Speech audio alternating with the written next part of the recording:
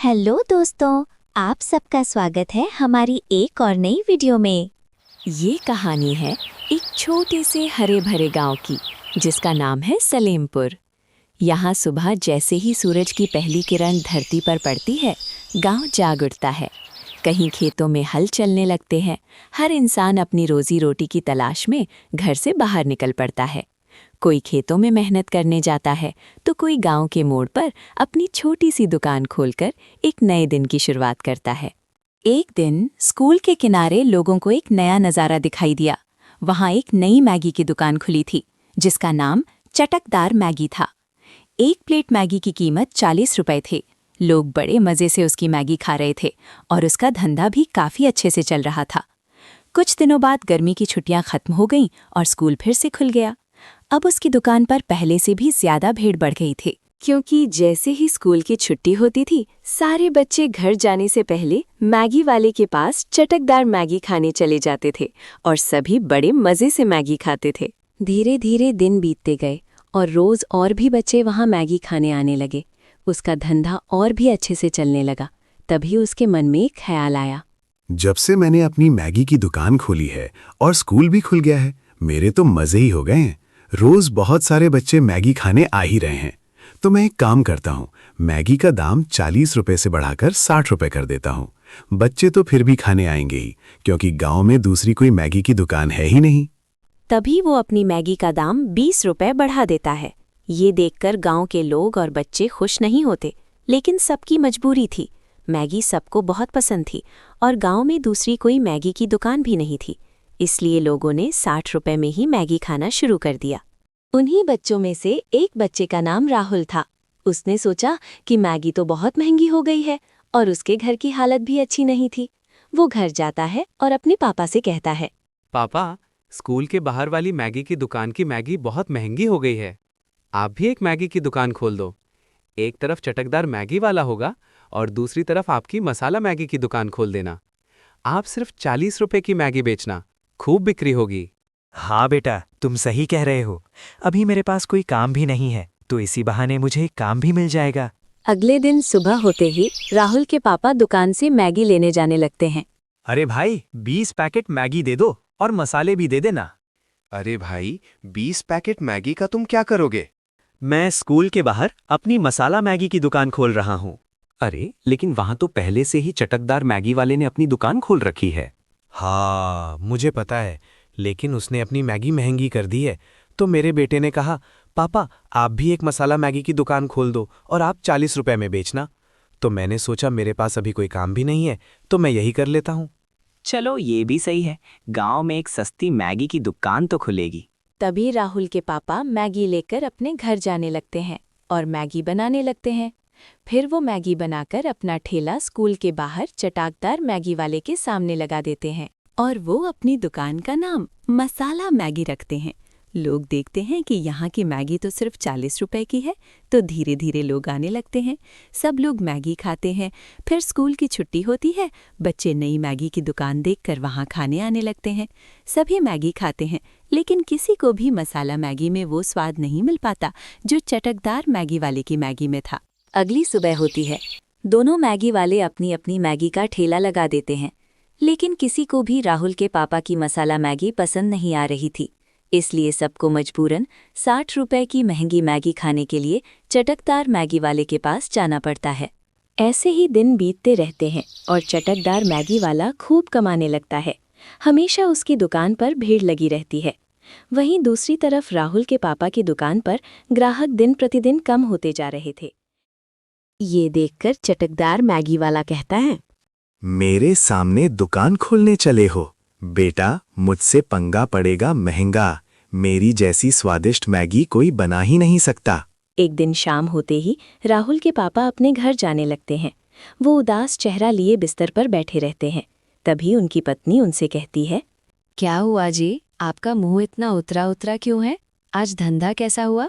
अरे क्या बताऊं, मेरी मैगी पहले दिन खूब बिकी, फिर धीरे धीरे लोगों ने आना ही बंद कर दिया। इससे कुछ फ़ायदा नहीं हो रहा है। इससे अच्छा तो मैं कोई और ही काम ढूंढ लूं, कम से कम कुछ अच्छे पैसे तो कमा लेता। ये सब देखकर राहुल को बिल्कुल भी अच्छा नहीं लगा। वो बहुत उदास हो गया। उसने बहुत सोचा कि ऐसा क्या किया जाए जिससे पापा की दुकान फिर से चलने लगे। तभी उसके मन में एक ख्याल आया कि वो पापा से मैगी कुछ अलग तरीके से बनाने को कहे।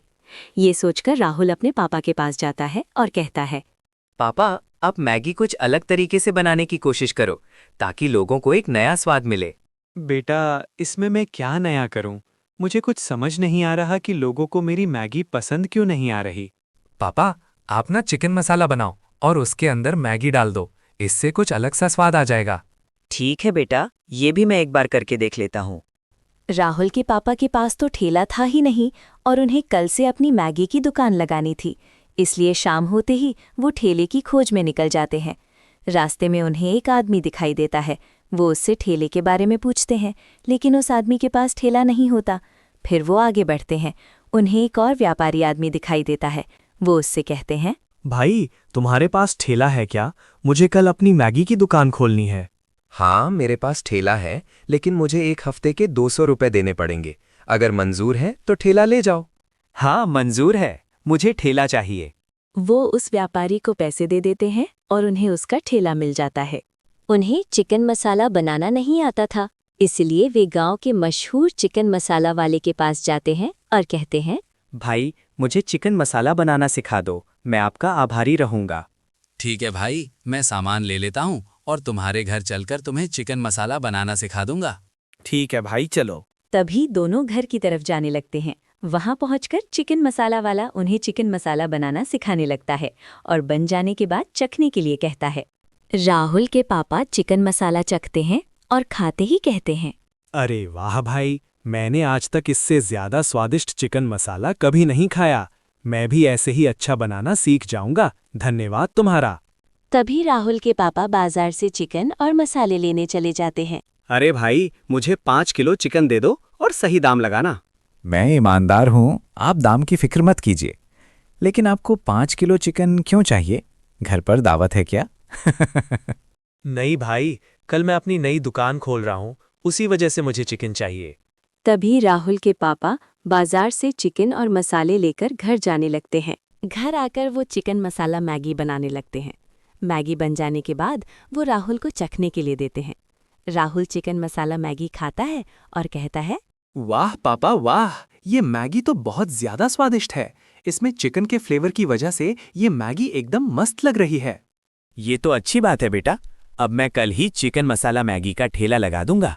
अगली सुबह होती है और राहुल के पापा चिकन मसाला मैगी बनाते हैं। फिर बेचने के लिए अपना ठेला लेकर निकल जाते हैं। वो अपनी दुकान का नाम चिकन मसाला मैगी रखते। लोग चिकन मसाला मैगी देखकर हैरान थे कि ये किस तरह की मैगी है, लेकिन उन्होंने सोचा कि जब नई तरह की मैगी है तो इसका स्वाद खाकर ही पता चलेगा। थोड़ी देर बाद उसके ठेले पर 2 लोग आते हैं और कहते हैं, अरे भाई, ये तो तुमने कुछ अलग ही मैगी बना दी है। अलग तरह की मैगी तो है, लेकिन जब इसे खाओगे तो इसके स्वाद के दीवाने हो जाओगे। अरे ऐसा क्या है इसमें? जरा हमें भी दिखाओ। एक प्लेट लगा दो। तभी वो दोनों को चिकन मसाला मैगी खाने के लिए दे देता है और दोनों मैगी खाने लगते हैं। अरे वाह भाई, तुमने तो सच कहा था। ये मैगी तो बड़ी स्वादिष्ट है। मैं अभी गांव में सबको इस अलग मैगी के बारे में बता देता हूँ। फिर वो दोनों घर की तरफ जाने लगते हैं। ये सब सुनकर राहुल के पापा मन ही मन खुश हो रहे थे कि आखिरकार उनकी मैगी लोगों को पसंद आ रही थी। धीरे धीरे शाम हो जाती है और दुकान पर भीड़ लगने लगती है। सभी लोग मज़े से मैगी खाते हैं। सारी मैगी खत्म होने के बाद वो अपने घर जाने लगता है। घर पहुंचकर वो खुशी से अपने बिस्तर पर बैठा था। तभी उसकी पत्नी उससे पूछती है, आज धंधा कैसा हुआ? लोगों को नई मैगी पसंद आई या नहीं? आज तो मज़ा ही आ गया। राहुल के कहने पर मैंने दुकान खोली और लोगों को चिकन मसाला मैगी बहुत पसंद आ रही है। मुझे अच्छा खासा मुनाफा भी हो रहा है। ये सब सुनकर राहुल बहुत खुश हो जाता है। अगली सुबह होती है और राहुल के पापा अपना ठेला लगा देते हैं। 3-4 दिन बीत जाते हैं। चिकन मसाला मैगी खूब बिक रही थी और दुकान पर लोगों की भीड़ लगी रहती थी, जिसकी वजह से चटकदार मैगी वाले की दुकान पर लोगों ने जाना बंद कर दिया और उसे घाटा होने लगा। तभी वो कहता है, मुझे इस चिकन मसाला मैगी वाले की दुकान बंद करनी पड़ेगी, नहीं तो मेरी चटाकदार मैगी की दुकान बंद हो जाएगी। तभी वो सोचता है कि रात के समय जाकर उसके ठेले को जला देगा। रात होती है और वो चुपचाप चिकन मसाला मैगी वाले के ठेले के पास जाता है, ठेले में आग लगा देता है और वहां से भाग जाता है। अगली सुबह होती है। राहुल का पूरा परिवार जला हुआ ठेला देखकर रोने लगता है। उन्हें विश्वास ही नहीं हो रहा था कि ऐसा कैसे हो सकता है। तभी दूसरी तरफ से गांव के लोग आते हैं और कहते हैं, ये बात तुम सरपंच के पास ले जाओ, वही कोई हल ढूंढ कर देंगे। राहुल के पापा सरपंच के पास जाते हैं और कहते हैं, सरपंच जी, किसी ने मेरा चिकन मसाला मैगी का ठेला जला दिया है।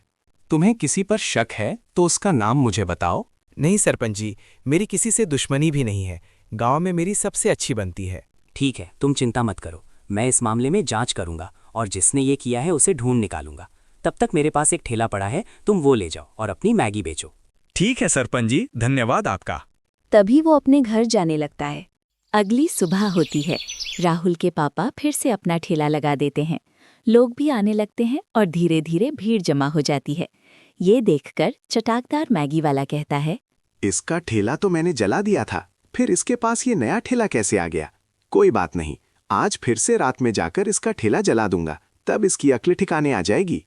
रात होते ही वो राहुल के पापा के ठेले को जलाने के लिए जाता है। तभी सरपंच उसे पकड़ लेते हैं। सरपंच को पहले से ही अंदाजा था कि जिसने ये किया है वो आज फिर आएगा। इस तरह चटाकदार मैगी वाला पकड़ा जाता है। राहुल का परिवार भी वहां आ जाता है। सरपंच जी उससे पूछते हैं, तुम ये सब क्यों कर रहे थे? सरपंच जी, मैं और क्या ही करता। जब से ये नई चिकन मसाला मैगी की दुकान खुली है, मेरी दुकान तो लगभग बंद ही हो गई है। मेरे भी बीवी बच्चे हैं, मुझे उनका भी ख्याल रखना है। आखिर मैं पैसे कहाँ से लाका?